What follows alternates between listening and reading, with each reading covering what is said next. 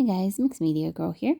In this video, I am doing a Kiss acrylic pour, and I'll explain the technique and the materials as I go.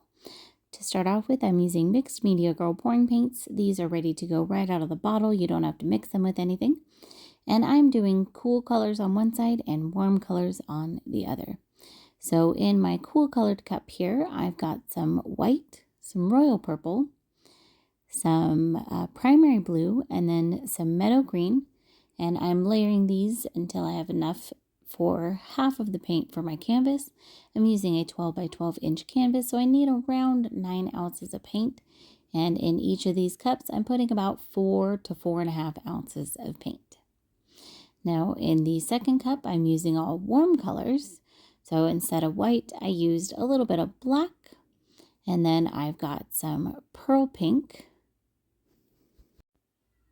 and some primary red and merlot, which is a nice, beautiful, deep red.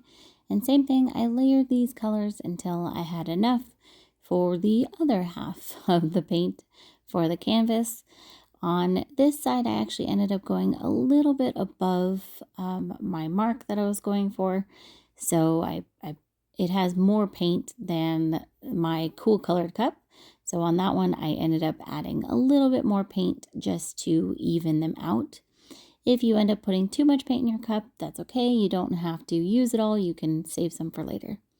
Now with the Kiss technique, you're going to pour the cups together. It takes a little bit of coordination. And the idea is you want the streams of paint to meet while you're pouring them, not just on the canvas. So you're going to put the cups really close together so that the paint is literally hitting the canvas at the same time as if it was one stream of paint. This can get a little bit more difficult when you get to the end of your cups, but can still be done. And you can see it gives you a nice kind of divider here. We've got the warm colors on one side, the cool colors on the other side. And then you can tilt your canvas however you would like. I wanted these colors to actually kind of go into each other a little bit more.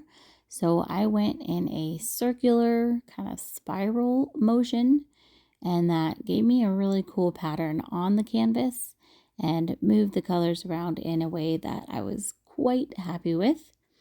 Once you've got your canvas mostly covered, you can start running the colors off. I don't recommend running them off before you get your canvas covered, or you can actually run out of paint. Plus, this way you can see which colors you want to run off, or which areas you want to run off and which areas you want to keep. Like I had a little bit too much pink on the one side for my liking, so I wanted to run some of that off, but I waited until I was quite ready and had the canvas nice and pretty covered. Unfortunately, sometimes you do lose parts that you like, which happened on the other side, but that's okay. Overall, mostly I got the exact pattern that I wanted, and I am definitely very happy with how this came out. Don't keep pouring just to cover a corner. You can always kind of touch that up at the end. So here I got it all poured off and stretched out, and then I used my gloves and a little bit of the excess paint to touch up the corners, and you can touch up any sides if needed. Rotate it around to make sure that you got every spot on the sides and the corners and you don't miss any. And then as a note, I raise this up to dry. I don't leave it sitting on the table. I use some painter's pyramids and raise it up on the corners so that it can dry properly.